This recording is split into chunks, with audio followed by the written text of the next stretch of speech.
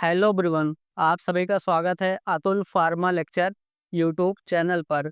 तो दोस्तों, आज हम इस वीडियो में बात करेंगे सभी कॉमन होम्योपैथिक मेडिसिन के बारे में।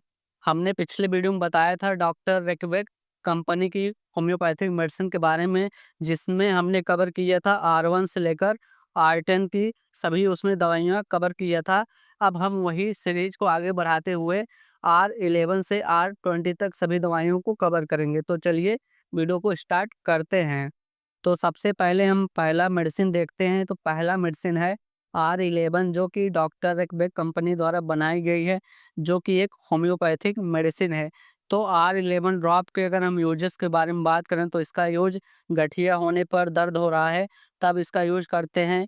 जोड़ों में दर्द होने पर, सूजन होने पर, यानी कि जॉइंट्स पेन हो रहे हैं, इन्फ्लेमेशन हो गया है तब यूज करते हैं। पीठ में दर्द होने पर इस ड्रॉप का यूज किया जाता है। साइटिका केस में अगर आपका पैर दर्द कर रहा है, यानी कि साइटिका हो चुका है, तब भी इसका यूज करते हैं। और अगर आपके मांसपेशियों में अकड़न है तब भी इसका यूज करते हैं। और कहीं पर मोच आ गया है, खिंचाव हो रहा है, तब इसका यूज करते हैं। और अगर आपका क्रोनिक पेन है, यानी कि बहुत दिनों से दर्द हो रहा है और ठीक नहीं हो रहा है, कहीं भी दर्द हो रहा है और पुराना दर्द हो चुका है, तब R11 ड्रॉप यूज करते हैं।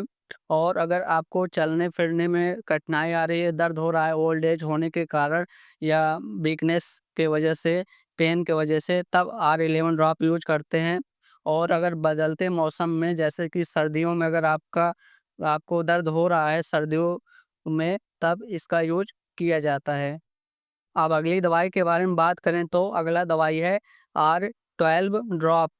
R12 ड्रॉप के अगर हम यूजेस के बारे में बात करें कि इसका कहाँ पर यूज किया जाता है, तो इसका यूज गले में अगर सूजन है तब इसका यूज करते हैं। अगर लिम्फ नोड्स में स्वेलिंग आ गया है, सूजन आ गया है, तब इसका यूज करते हैं। अगर टॉन्सिल्स की शिकायत है या थायराइड बढ़ गया है, तब इसका यूज करते हैं। या अगर आपके शरीर में गांठ बन गया है, सिस्ट हो गए हैं, तब यूज किया जाता है। और अगर आपके शरीर का इम्यून सिस्टम वीक है तो उसको मजबूत बनाने के लिए R12 ड्रॉप यूज करते हैं। और अगर बच्चों में भी जो ग्रंथि होती हैं वो सूजन उसमें आ चुका है, तब इसका यूज करते हैं। और अगर जो टॉक्सिन है वो ज़्यादा बढ़ चुके हैं और रुक नहीं रहा है, तो टॉक्सिन्स को बाहर निकालने के लिए शरीर से इस ड्रॉप का यूज करते हैं। और अगर कोई क्रोनिक जो ग्लैंड्स हैं उसमें कोई डिजीज़ है, तो उसके लिए भी इसका यूज़ किया जाता है। तो R12 मेनली लिम्फेटिक ड्रॉप होती है, जो कि लिम्फ नोड से जुड़े समस्याओं के लिए इसका यूज़ करते हैं। अब अगले मेडिसिन के बारे में बात करें तो अगला मेडिसिन है R13 ड्रॉप। R13 ड्रॉप के अगर हम यूजेस के बारे में बात करें कि कहाँ पर इसका यूज किया जाता है, तो इसका यूज फोड़ा होने पर, फुंसी होने पर इसका यूज करते हैं। पिंपल्स आपके स्किन पर, चेहरे पर निकल रहा है, तब इसका यूज करते हैं। एक्जिमा, अगर स्किन डिजीज़ हो रहा है तब इसका यूज़ किया जाता है। और अगर आपको इचिंग, खुजली हो रहा है स्किन पर, तब इसका यूज़ करते हैं। अगर स्किन पर रैशेस हो रहे हैं, एलर्जी हो रहा है, लाल-लाल दाने, चकत्ते निकल रहे हैं, तब इसका यूज़ करते हैं। और त्वचा पर अगर जलन है, यानी कि इन्फ्लेमेशन हो रहा है, रेड-रेड आपका लालिमा पड़ चुका है स्किन पर, तब इसका यूज़ करते हैं। या अगर आपको एक्जिमा गीला है या सूखा, यानी कि एक्जिमा जो एक्सेन डिजीज़ होती है, उसके लिए इसका यूज़ करते हैं। फिर अगर आपके चेहरे पर बार-बार दाना निकल रहा है, तो उसको ठीक करने के लिए भी R13 ड्रॉप यूज़ किया जाता है। अब बात करें अपने नेक्स्ट मेडिसिन की, तो अगला मेडिसिन है R14 टॉनिक। R14 टॉनिक के अगर हम यूजेस के बारे में बात करें तो इसका यूज एंजाइटी होने पर, यानी कि चिंता होने पर, बेचैनी होने पर, घबराहट होने पर इसका यूज करते हैं। फिर इसका नेक्स्ट यूज है स्ट्रेस में, यानी कि आप तनाव में रहते हैं या चिड़चिड़ापन आपके अंदर हो रहा है, तब भी इसका यूज करते हैं। फिर किसी भी वजह से अगर आपको नींद नहीं आ रहा है, तब भी इसका यूज करते हैं। या आपको अगर मानसिक थकावट है, तब भी इसका यूज करते हैं। या आपका जो मेमोरी है, लॉस हो रहा है, वीकनेस हो रहा है मेमोरी, यानी कि याददाश्त कमज़ोर हो रहा है, तो उसको ठीक करने के लिए, याददाश्त को मजबूत बनाने के लिए इसका यूज किया जाता है। या आपके अंदर डिप्रेशन हो रहा है या अवसाद हो रहा है, तब भी इसका यूज़ करते हैं। या जब आप कहीं भी स्टूडेंट लाइफ में एग्ज़ाम देने जाते हैं तो उस वजह से आप पैनिक हो जाते हैं, यानी कि परीक्षा का डर होने की वजह से कोई एंग्जायटी हो रहा है तब भी इसका यूज़ करते हैं।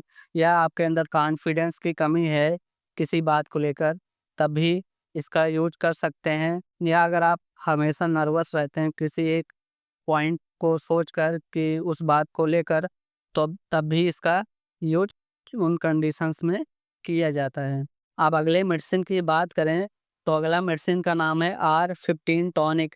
R15 टॉनिक के यूजेस के बारे में बात करें तो इसका यूज़ शरीर में कमज़ोरी होने पर इसका यूज़ करते हैं, और फटीगनेस यानी कि थकावट होने पर इसका यूज़ करते हैं। लो एनर्जी है शरीर में या लो स्टेमिना है शरीर में, तब इसका यूज़ करते हैं। या अगर आपको कोई डिजीज़ हुआ था और वो ठीक हो चुका है, तब अगर आपको उस डिजीज़ ठीक होने के बाद कोई कमज़ोरी हो रहा है, तब इसका यूज़ किया जाता है। मानसिक रूप से या शारीरिक रूप से थकावट है, तब इसका यूज़ करते हैं। बच्चों में भी कमज़ोरी होने पर इसका यूज़ करते हैं। एडल्ट पर्सन में भी, या जो ओल्डर पर्सन है या फीमेल्स में भी अगर कोई कमज़ोरी हो रहा है, तब भी इन केसेस में यह टॉनिक यूज़ करते हैं। जिसको अगर भूख नहीं लग रहा है, भूख की कमी है, तब भूख लगने के लिए भी इसका यूज़ किया जाता है। या जिसका वेट गेन नहीं हो रहा है, वेट लॉस है जिसका ज़्यादा, यानी कि वज़न बढ़ाने में भी ये सहायक होती है। अब अगले मेडिसिन की बात करें तो अगला मेडिसिन का नाम है R16 ड्रॉप। R16 ड्रॉप के यूजेस के बारे में बात करें तो इसका यूज माइग्रेन होने पर, यानी कि सिर के एक तरफ दर्द होने पर इसका यूज करते हैं। फिर नेक्स्ट यूज सिर में दर्द होने पर, यानी कि पूरे सिर में दर्द हो रहा है, तब इसका यूज करते हैं। या धूप में जाने की वजह से या नींद कम ले रहे हैं, यानी कि नींद की कमी है, तो अगर उसके वजह से सिर दर्द हो रहा है तब इसका यूज़ करते हैं। या सिर में हमेशा भारीपन रहता है, भारीपन महसूस होता रहता है, तब इसका यूज़ किया जाता है। या अगर आप कोई मानसिक रूप से कोई वर्कलोड कर रहे हैं, तब उसके वजह से, यानी कि मानसिक थकान होने के बाद अगर सिर दर्द कर रहा है, तब इसका यूज़ करते हैं। या अगर बच्चों में भी सिर दर्द हो रहा है, तब भी यह ड्रॉप बच्चों में दिया जाता है, यानी कि बच्चों में सिर दर्द होने पर इसका यूज़ करते हैं। सिर में अगर दबाव है तो उसके वजह से सिर दर्द हो रहा है, यानी कि दबाव महसूस होने के वजह से सिर दर्द कर रहा है, तब इसका यूज़ करते हैं। और जो फीमेल्स होती हैं उनमें अगर हार्मोन्स इम्बैलेंस हो रहे हैं, तब अगर सिर दर्द हो रहा है, तो उस केस में भी यह ड्रॉप यूज़ किया जाता है। अब अगले ड्रॉप के बारे में बात करें तो अगला ड्रॉप है R17 ड्रॉप। तो अगर हम R17 ड्रॉप के यूजेस के बारे में बात करें तो शरीर में गांठ होने पर या ट्यूमर्स बनने पर इसका यूज करते हैं। फाइब्रोइड होने पर, सिस्ट होने पर या लिपोमा होने पर भी इसका यूज करते हैं, यानी कि गांठ होने पर इसका यूज किया जाता है। और फीमेल्स में ब्रेस्ट में गांठ होने पर इसका यूज किया जाता है। और अगर थायराइड में नोड्यूल्स बन रहे हैं तब इसका यूज करते हैं। या ओवरी में सिस्ट हो रहे हैं, यानी कि गांठ हो रहे हैं, तब इसका यूज़ किया जाता है। और अगर लीवर में या यूट्रस में गाँठ हो रहे हैं, तब इसका यूज़ करते हैं। अगर किसी की स्किन पर कोई हार्ड गाँठ हो रहा है, यानी कि कठोर गाँठ हो रहा है, हार्ड सिस्ट बन रहे हैं, तब इसका यूज़ करते हैं। या अगर प्री कैंसर की कंडीशन में भी अगर कोई ट्यूमर्स बन रहे हैं, तब भी इसका यूज़ करते हैं। अब नेक्स्ट मेडिसिन की बात करें तो अगला मेडिसिन है R18 ड्रॉप। R18 ड्रॉप के अगर हम यूजेस के बारे में बात करें तो इसका यूज पेशाब में अगर जलन हो रहा है तब इसका यूज करते हैं। और अगर यूरिन कम या रुक रुक कर आ रहा है, तब भी इसका यूज किया जाता है। अगर यूटीआई प्रॉब्लम है, यानी कि यूरिनरी ट्रैक्ट इन्फेक्शन है, तब इसका यूज करते हैं। और अगर पेशाब बार बार आ रहा है, तब भी इसका यूज करते हैं। अगर पेशाब में दुर्गंध आ रहा है या उसका कलर चेंज हो गया है, रंग बदल गया है, तब उस केस में इसका यूज़ किया जाता है। अगर किडनी में स्वेलिंग है, सूजन है, इन्फ्लेमेशन है, तब इसका यूज़ करते हैं। अगर पेशाब करते वक़्त दर्द हो रहा है, तब भी इसका यूज़ करते हैं। और यूरिन में अगर सफ़ेद कोई मटेरियल आ रहा है, तब भी इसका यूज़ किया जाता है। अब अगले ड्रॉप के बारे में बात करें तो अगला ड्रॉप का नाम है R19 drop. R19 drop specially पुरुषों के लिए बनाया गया है। तो इसके अगर हम यूजेस के बारे में बात करें तो अगर पुरुषों में हार्मोन्स डिसऑर्डर हो रहे हैं तब यूज करते हैं। यौन कमजोरी है तब यूज किया जाता है। शीघ्र पतन हो रहा है यानी कि प्री मेचर इजैकुलेशन है तब इसका यूज करते हैं। अगर वीकनेस है, लो स्टेमिना है तब इसका यूज किया जाता है। प्रोस्टेट की समस्या है तब इसका यूज करते हैं। टेस्टोस्टेरोन जो हार्मोन्स होता है इम्बैलेंस अगर हो गया है तब इसका यूज किया जाता है। नाइट फॉल की समस्या होने पर इसका यूज करते हैं। अगर पुरुष बांझपन की समस्या है तब भी R19 ड्रॉप यूज किया जाता है। अब नेक्स्ट ड्रॉप के बारे में बात करें तो अगला ड्रॉप है R20 drop. R20 drop specially females के लिए बनाया गया है। तो अगर हम इसके यूजेस के बारे में बात करें तो अगर फीमेल्स में हार्मोनल इम्बैलेंस हो रहे हैं यानी कि हार्मोन्स जो हैं असंतुलित हो रहे हैं तब इसका यूज करते हैं। या पीरियड मिस हो रहा है, बार बार अनियमित हो रहा है तब यूज किया जाता है। पीसीओडी या पीसीओएस की समस्या है यानी कि ओवरी में सिस्ट बन रहा है तब इसका यूज करते हैं। या थायराइड से संबंधित कोई अगर आपको लक्षण दिख रहा है तब यूज कर सकते हैं।